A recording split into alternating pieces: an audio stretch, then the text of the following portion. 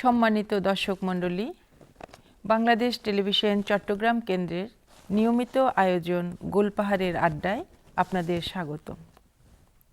চট্টগ্রামের শিল্প, সাহিত্য ও সাংস্কৃতিক বিষয়ে নিয়েই আমাদের আজকের আলোচনা।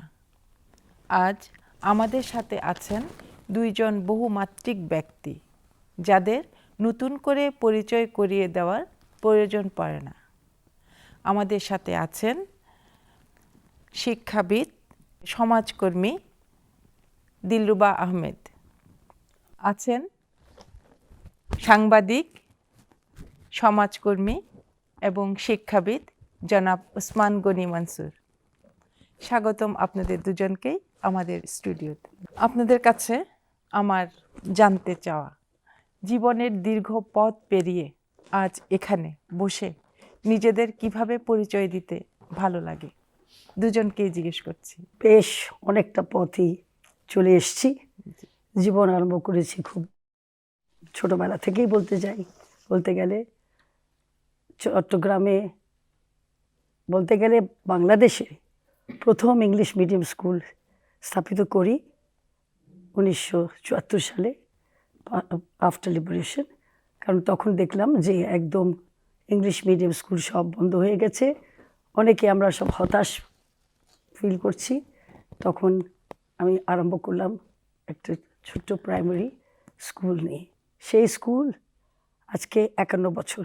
সেই স্কুলের প্রথম কিন্তু আমি আমার ক্যারিয়ার আরম্ভ করি টিচার হিসাবে সেন্ট মেরি স্কুলে। সেখান থেকে কিন্তু আমি অনুপ্রাণিত হয়েছি যে এমনি ঘরে বসে থাকবো না, নতুন করে একটা স্কুল করি। তো আজ স্কুল করতে যেয়ে আরও অনেক কিছুর সাথে জড়িয়ে গেছি, নিজেকে আরও গড়ে তুলেছি, আরও যতটুকু শিক্ষা প্রয়োজন সেগুলো নিয়েছি। তারপরে আরও অনেক সংগঠনের সাথে, Bangladesh federation of university women যখন প্রথম বাংলাদেশ চিটাগংয়ে আসলো, আমার বাসা থেকে আরম্ভ হয়েছিল। ডক্টর আমিনা রহমান, তাসলিমা আবেদ, এইসব ব্যক্তিত্ব দেখে আমি কিন্তু অনুপ্রাণিত হয়েছি। আমি মনে করি যে শিক্ষা একদিনের জন্য না, জন্মাবার পর থেকে একদম শেষ মুহূর্ত পর্যন্ত কিন্তু মানুষ শেখে। তো আমি নিজেকে গড়ে তুলেছি, বন্ধুত্বর হাত এত বাড়িয়ে ফেলেছি যে 103 দেশে পর্যন্ত আমার বন্ধুত্ব আছে, মাশাআল্লাহ। তো সেই জন্যে নিজেকে গর্বিত মনে করি না, কিন্তু মনে করি যে আল্লাহ যা এটা দিয়েছেন তাদের শুকরিয়া আদায় করি। এইভাবে গড়ে তুলেছি নিজেকে। আমি আপনাকে একজন সমাজসেবী এবং শিক্ষিকা হিসেবে, শিক্ষাবিদ হিসেবে বললাম, তো এই দুইয়ের মধ্যে আপনি নিজেকে কি হিসেবে বেশি পরিচয় দিতে স্বাচ্ছন্দ্য বোধ করেন? শিক্ষাবিদ বললে একটু বেশি হয়ে যায়। আমি মনে করি আমাকে যদি আপনারা বলেন যে সোশ্যাল ওয়ার্কার, সমাজসেবী, আমি খুব খুশি হব। শিক্ষাবিদ তো মানুষ তৈরি করে। আমি হয়তো পরিচয় করে এই সময় বলে আমি শিক্ষক, সেটা নিয়ে আমি খুব প্রাউড ফিল করি। এখন ক্রমে অনেক আপনার প্রতিষ্ঠানের সাথে জড়িত আছি, শিক্ষার সম্মেলনগুলোতে যোগদান দিচ্ছি, বা ঘরে বাইরে। সেই জন্যে হয়তো মনে করে এডুকেশনিস্ট একটা শিক্ষাবিদ, কিন্তু আমি মনে করি শিক্ষাবিদের থেকেও সমাজসেবীও একটা ভালো জিনিস। শিক্ষার সাথে সাথে সমাজসেবা এসে যায়। শিক্ষা মানেই তো সমাজসেবা, আলো দেওয়া, তাই না? আলো, আমার নিজের যতটুকু জ্ঞান আছে সেটাকে বিস্তৃত করে দেওয়া, মানুষ গড়ার একটা কারিগর আমি। ভাই, এবার আপনি বলেন। চট্টগ্রামকে আমরা বলি প্রাচ্যের সৌন্দর্যের রানী। এই শহরে, এই নগরে আমি জন্ম নিতে পেরেছি, বসবাস করছি বলে নিজেকে খুব ধন্য মনে করি। এবং এই শহরের উন্নয়নের সাথে, শিক্ষা সংস্কৃতি বিস্তারের সাথে আমারও একটা গর্বের অংশ আছে, এবং আমি এই জন্য নিজেই খুব কৃতার্থ বোধ করি। পেশাগত হিসাবে জীবনে আমি সাংবাদিক, প্রায় 50 পার করেছি সাংবাদিকতা জীবনে। চট্টগ্রামে শিক্ষা, সংস্কৃতি, স্পোর্টস, অন্তত চট্টগ্রামের অনেকগুলো সংগঠনের সাথে আমাদের এই বয়সের আর এগিয়ে যাওয়ার সাথে সাথে এগুলোতে আমরা এই নগরে আমরা জড়িয়ে পড়েছি। আমিও বর্তমানে আলহামদুলিল্লাহ 2টা শিক্ষা প্রতিষ্ঠানের চেয়ারম্যান পদে আছি। প্রথমত আমি সাংবাদিক, দ্বিতীয়ত আমি সমাজকর্মী।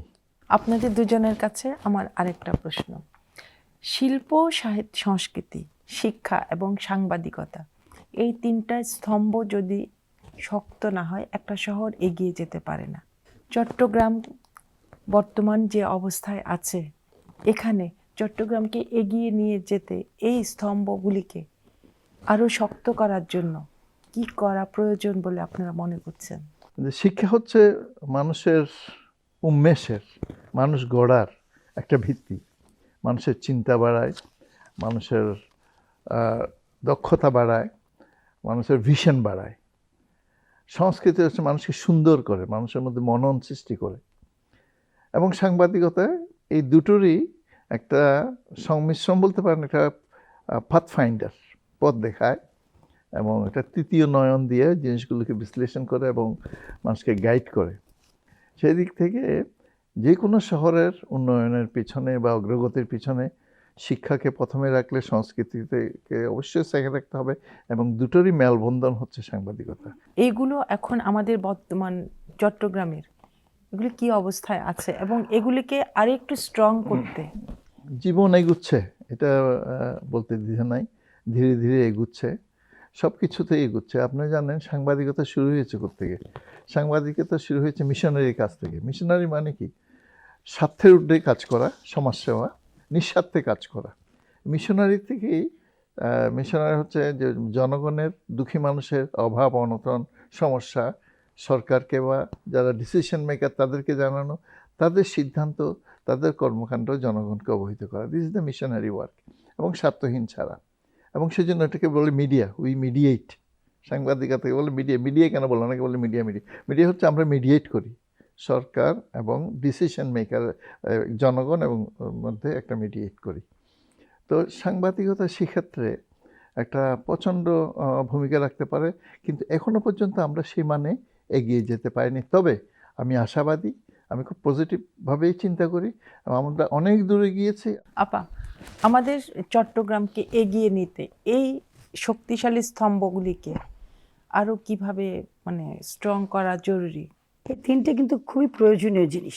মিডিয়া যেমনি কথাটা বললেন, মিডিয়া কিন্তু অ্যাক্টস দুটো নিয়ে, আবার সংস্কৃতি, শিক্ষা নিয়ে, সমাজ নিয়ে, সব কিছু নিয়ে কিন্তু মিডিয়া কাজ করে।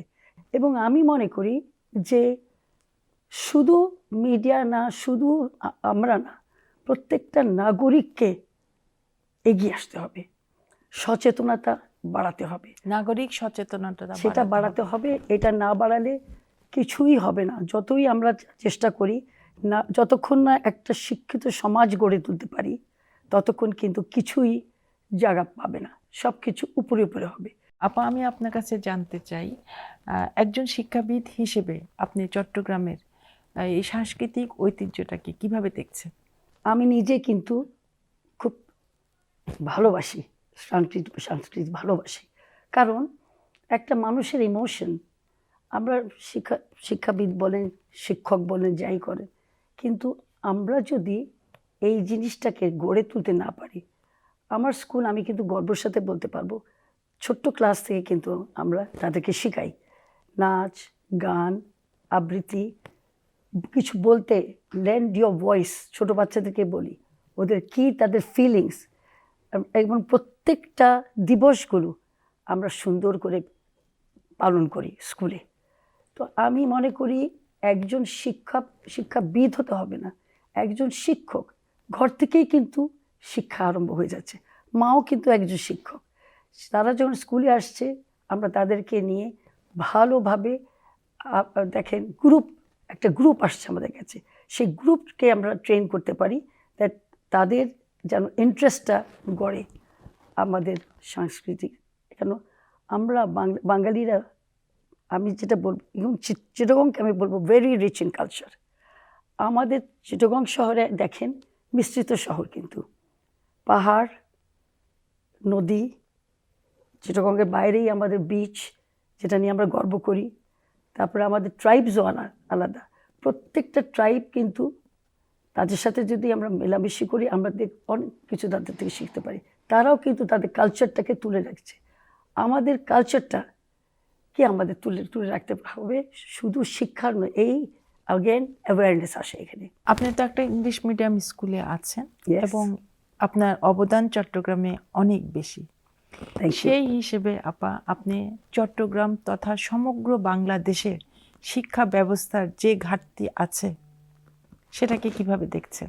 আমি মনে করি যে এখানে সরকারের, এবং সরকার শুধু নিজে না, শিক্ষার্থীদের নিয়ে, শিক্ষকদের নিয়ে, শিক্ষাবিদদের নিয়ে বসা দরকার, যে কেমন সিলেবাসটা করলে আমাদের জন্য ভালো হবে, যাতে আমরা আমাদের পার্সপেক্টিভটা যেন গ্লোবাল হয়, শুধু লোকালাইজ যেন না হয়, আমরা ভিশন যেন এক্সপ্যান্ড করতে পারি।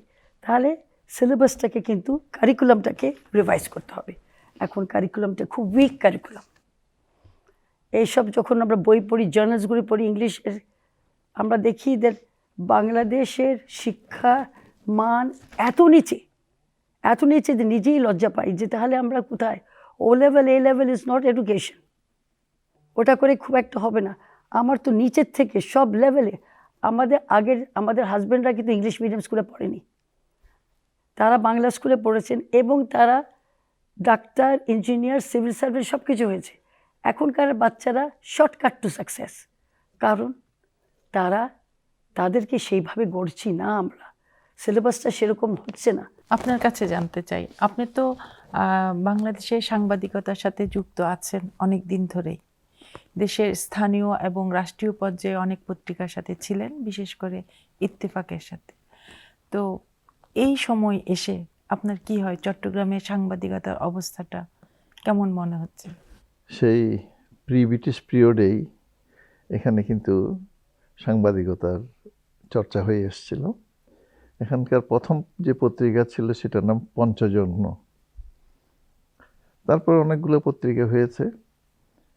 চিটংয়ে আপনারা অনেকেই জানেন যে দুটো ইংলিশ ডেইলি ছিল স্বাধীনতার আগে, ইনফ্যাক্ট তিনটে। একটা হলো ইস্টার্ন এক্সামিনার, একটা হলো ইউনিটি, একটা হলো পিপলস ভিউ। সৌভাগ্যক্রমে পিপলস ভিউতে এখনও টিকে আছে খুব মিটিভাবে, এবং সেটার দায়িত্বে আমি আছি। তো এই সংবাদপত্রের আসলে যে মিডিয়াতে সংবাদপত্র one of the part of media, সেটার কিন্তু এখন মানুষ খুব মিডিয়ার অনেকগুলো বিভাজন হয়েছে। ইলেকট্রনিক মিডিয়া, তারপর আপনার সোশ্যাল মিডিয়া, এবং অনেকগুলো মিডিয়া। সেই হিসাবে সংবাদপত্রের যে প্রিন্ট মিডিয়াটার এক হিসাবে অনেকেই গৌণ হচ্ছে মনে করছেন, কিন্তু সেটা না। প্রিন্ট মিডিয়াকে যেভাবে রক্ষণাবেক্ষণ করা যায়, অন্য মিডিয়ার রিপোর্টগুলো বা নিউজগুলো, তথ্যগুলো সেভাবে রক্ষণাবেক্ষণ অতটা সহজলভ্য নয়। প্রিন্ট মিডিয়া এখন অত্যন্ত জোরালো ভূমিকা পালন করছে। আমি যদি প্রিন্ট মিডিয়া, আপনি কি শুধু প্রিন্ট মিডিয়ার কথা বলতে চান সেটা একরকম, অন্যান্য মিডিয়ার কথা বলতে? সাংবাদিকতা, পুরো সাংবাদিকতায় কিন্তু এখন উদ্দীপ্ত তরুণরা আসছে, এটাই সবচেয়ে ভালো। আমাদের সময়কালে তখন জার্নালিজমের দুইটি ইউনিভার্সিটিতে ছাড়া কোথাও জার্নালিজমের 60-এর দশকে প্রথম জার্নালিজম ডিপার্টমেন্ট শুরু হয় ঢাকায়, তারপরে 80-র দশকে শুরু হয়েছে চট্টগ্রামে। এখন মাশাআল্লাহ বাংলাদেশের বহু বিশ্ববিদ্যালয়, বহু ইউনিভার্সিটিতে, প্রাইভেট এবং গভর্নমেন্ট বিশ্ববিদ্যালয়ে সাংবাদিকতা বিভাগ ছড়িয়েছে, এবং সাংবাদিকতা ওখান থেকে ব্রিলিয়েন্ট ছেলেগুলি বেরিয়ে আসতেছে সাংবাদিকতা। যার ফলে আপনারা দেখবেন এখন মিডিয়ার রিপোর্টগুলোতে একটা খুব তাৎক্ষণিক যে আপনার উপস্থাপনগুলো করা হয়, যেগুলো মতামতগুলো দেওয়া অনেক ভ্যালুয়েবল হয়ে উঠছে। তা আমি খুব আগেই বলেছি, সবসময় বলেছি, I M a very positive man. আমার মনে হচ্ছে এই মিডিয়া আমাদের দেশের উন্নয়নে প্রচণ্ড ভূমিকা পালন করেছে। বাংলাদেশের স্বাধীনতায় করেছে, স্বাধীনতার পরবর্তীতে আন্দোলনগুলোতে করেছে, এবং যে চেঞ্জেস, এই যে আপনার ইভেন 5ই অগস্টের যে চেঞ্জেস, সেখানেও কিন্তু মিডিয়ার একটা ভূমিকা রেখেছে। আপনি তো প্রেস ক্লাবের উপদেষ্টা, আমি সেক্রেটারিও ছিলেন। হ্যাঁ, এখনো একজন উপদেষ্টা হিসেবে আপনি সাংবাদিকদের কি বার্তা দেন এবং তাদের কিভাবে সমর্থন করেন? আমি সাংবাদিক বন্ধুদের বলছি, সবসময় বলি, শেখার কোনো বিকল্প নেই, চর্চার কোনো বিকল্প নেই, এবং সাংবাদিকতার দুটি প্রধান জিনিস না থাকলে সাংবাদিক হতে পারে না। এক নম্বর হলো তার ইনকিউজিটিভনেস থাকতে হবে, যে কোনো জিনিস জানার আগ্রহ থাকতে হবে। 2 নম্বর হলো তাকে আপডেটেড হতে হবে। এই দুটো না থাকলে সে একটা ভালো সাংবাদিক হতে পারে না। সেজন্য আমরা যেটা করি, প্রেস ক্লাব থেকে আগে করেছি এবং নতুন আমাকে উপদেষ্টা করেছে সম্প্রতি একটা তাদের নতুন কমিটি হয়েছে, সেটাতে আমি বারবার জোর দিচ্ছি সাংবাদিকদের প্রশিক্ষণ যেটা আছে সেটা ইন হাউস প্রশিক্ষণ বললেন, এমনি প্রশিক্ষণ বললেন, রেগুলার প্রশিক্ষণ, এটাকে কন্টিনিউ করতে, এটা ধারাবাহিক একটা প্রসেসে নিয়ে যেতে হবে। অন্তত বছরে চট্টগ্রাম প্রেস ক্লাবের পক্ষ থেকে আমি সাজেস্ট করছি মিনিমাম 4টা যেন তারা প্রশিক্ষণ কর্মসূচি পরিচালনা করে। এবং আপনি জানেন মরহুম প্রেসিডেন্ট জিয়াউর রহমানের আমলে প্রেস ইনস্টিটিউট হয়েছিল ঢাকায় এবং খুব ভালোভাবেই কাজ করছে। এই প্রেস ইনস্টিটিউটের মাধ্যমে সাধারণত এই ধরনের প্রশিক্ষণ কোর্সগুলো করা খুব সহজতর হয়। এছাড়া দেশি বিদেশি অনেকগুলো প্রতিষ্ঠান আছে, অঙ্গ আছে। আমি যখন দায়িত্বে ছিলাম প্রেস ক্লাবে তখনও আমি বেশ কয়েকটি প্রশিক্ষণ কর্মশালা করেছি এবং আন্তর্জাতিক মানের এবং আন্তর্জাতিক সংশ্লিষ্ট করে। সেজন্য আমি আবারও ওই কথায় ফিরে যাচ্ছি, এই দুটো জিনিস যদি না থাকে সাংবাদিকতায় আসা কোনো ফলপ্রসূ হবে না। একটা হলো তার জানার আগ্রহ, আর একটা হলো তার দক্ষতা বৃদ্ধি। আচ্ছা, আপনি কি মনে করেন একটা সমাজকে সুন্দর এবং সুশৃঙ্খল করতে শিল্প ও সাহিত্য শিক্ষার মতোই জরুরি? আমার কাছে মনে হয় অবশ্যই জরুরি, কারণ দুটো যদি পাশে পাশে না থাকে তাহলে শিক্ষা হবে কেমন করে? শিল্পী ছাড়া আমাদের জীবনটা কি? আমাদের শুধু শিক্ষা থাকলে হবে না, আমাদের সব কিছু থাকতে হবে, সব কিছু নিয়েই কিন্তু একটা সমাজকে গড়ে উঠতে হবে। আমি মনে করি যে আমাদের প্রত্যেকটা শিক্ষককে এটাই বোঝাতে হবে সমাজে, যে আমাদের জীবনে এবং আমাদের সমাজে আমাদের সংস্কৃতি, আমাদের শিক্ষা দুটো একসাথে চলবে। আজকের সমসাময়িক বিষয় বা চ্যালেঞ্জ, চট্টগ্রামের সাংবাদিকদের সবচেয়ে বড় ভূমিকা আপনার কি মনে হয়? এবং আপনার অভিজ্ঞতায় চট্টগ্রামের সাংবাদিকতায় সবচেয়ে বড় শক্তি আর সবচেয়ে বড় সংকট কোন জায়গায়? এক কথায় সেটা হলো যেটা সত্যর কালোকে কালো, সাদাকে সাদা বলতে হবে। এই কালো সাদা বলার মধ্যে আমরা যখনই ব্যবধান খুঁজে পাই তখনই সাংবাদিকতা প্রশ্নবিদ্ধ হয়। তো সেই জন্য আমি সবার কাছে বলি আমার বন্ধু বান্ধবদের, সত্য প্রকাশের সাহসিকতাও কিন্তু সাংবাদিকতা আর একটি মূল দীক্ষা। তো আমাদের দেশে আবার লেজুট বৃত্তি করা সাংবাদিক, এগুলো থেকে আমাদের বেরিয়ে আসতে হবে। আমাদের অ্যাকচুয়ালি ওই যে কথাটা আমি বলছিলাম, মিশনারি থেকে সাংবাদিকতা সৃষ্টি। একসময় সাংবাদিকতা করতে একটা নীতিবোধ থেকে, পরবর্তীতে এটা ইন্ডাস্ট্রিতে রূপায়িত হয়েছে। ইন্ডাস্ট্রিতে রূপায়িত হওয়ার পর পুরো মিডিয়াটা একটা বিত্তশালীদের হাতের একটা হয়ে গেছে, অস্ত্র হয়ে দাঁড়িয়েছে, যার ফলে সাংবাদিকতাটা যে মানে থাকা কথা সে মানে নেই। এবং অনেকেই নিজেদের প্রফেশনাল অ্যাডজাস্টমেন্ট করতে হয় এটার জন্য। আপনার কাছে জানতে চাই, শিশুদের ক্যান্সার, রাইট, বিশেষ করে লিউকেমিয়া নিয়ে আপনি যেভাবে কাজ শুরু করেছেন, এর পেছনের গল্পটা কি দর্শকদের উদ্দেশ্যে বলবেন? বিশ্ব স্বাস্থ্য সংস্থার মতে 3টা বড় রোগ এখনো অজেয় আছে। তার মধ্যে একটা হচ্ছে ম্যালেরিয়া, আরেকটা হচ্ছে যেটা বলতাম আমরা HIV। এটা থেকেও যদি আপনি সচেতন থাকেন, you can get relief of that. কিন্তু লিউকেমিয়া বা ব্লাড ক্যান্সার কেন হয় সেটা এখনো পর্যন্ত আবিষ্কার হয়নি। দুঃখজনক ব্যাপার। এটা অনেকে বলছে এখন ওটা গবেষণা চলছে, কেউ বলছে এটা কেমিক্যাল, কেউ বলছে এটা ফুড হ্যাবিট থেকে, এবং কেউ বলছে এনভায়রনমেন্টাল চেঞ্জেস। যাই হোক, এটা নিয়ে তবে সুখের বিষয় হচ্ছে এই লিউকেমিয়ার চিকিৎসা কিন্তু অনেক ইমপ্রুভ করছে ওয়ার্ল্ড ওয়াইড। অ্যাবাউট 80% এখন কিন্তু তারা রিকভারি রেট বলছে। আমি 1998-এ সর্বপ্রথম এখানকারই তৎকালীন আপনার প্রিন্সিপাল চিটং মেডিকেল কলেজের চৌধুরী বি মাহমুদ, ওনার সহায়তায় আমি চিটং মেডিকেলে প্রথমে একটা লিউকেমিয়া ওয়ার্ড করেছিলাম এবং সেটা আস্তে আস্তে ডেভেলপ করেছে এবং চিটংয়ের সর্বস্তরের লোক এটাতে হেল্প করছে। ইস্পাহানি থেকে শুরু করে প্রফেসর নুর ইসলাম ছিলেন USTC-র, উনি থেকে শুরু করে সবাই আমাকে দৈনিক আজাদি, পূর্বকোণের পত্রিকাগুলো ভীষণভাবে সহযোগিতা। আজকে এটা একটা প্রতিষ্ঠানের রূপ নিয়েছে, গভর্নমেন্ট এটাকে তাদের অর্গানোগ্রামে ঢুকিয়েছে এবং ঢাকা সহ কয়েকটি স্থানে লিউকেমিয়া বা ক্যান্সার ওয়ার্ড করেছে, চাইল্ডহুড ক্যান্সার ওয়ার্ড করেছে। My only San I was victim of this disease. একমাত্র ছেলে এই ডিজিজের শিকার হয়েছিল। তো আমরা খুঁজে পাচ্ছিলাম না কি করব। আমরা সেজন্য তাকে নিয়ে প্রথমে ঢাকায়, আর পিজিতে, তারপরে বোম্বেতে, তারপর সিঙ্গাপুরে চিকিৎসা করেছি। প্রায় 11 মাস চিকিৎসা করেছি। এই চিকিৎসার মাধ্যমে করতে গিয়ে যদি ultimately we fail to make him survive, but অনেক কিছু শিখেছি। আমার এই শেখাটা আমি এখানে আমার কাজে দেশের লাগিয়েছেন। জনগণকে সাথে আমি শেয়ার করছি, কাউন্সিলিং করছি। আপা, আপনার কাছে জানতে চাই, এত সুন্দর করে নিজেকে ধরে রাখার পেছনে সবচেয়ে বড় শক্তিটা কি? আমার ভিতরে যে একটা মোটিভেশন আছে, প্যাশন আছে, যে আমাকে থাকতে হবে এরকম। কারণ আপনি জানেন আমি একজন শিক্ষক, আর শিক্ষকই কিন্তু বাচ্চাদের রোল মডেল হয়। তো আমি যদি নিজেকে গড়ে তুলতে না পারি, তাহলে আমি তো তাদের আইডল হতে পারবো না। এবং আমি মনে করি সব জেনারেশনের একটা করে আইডল থাকে।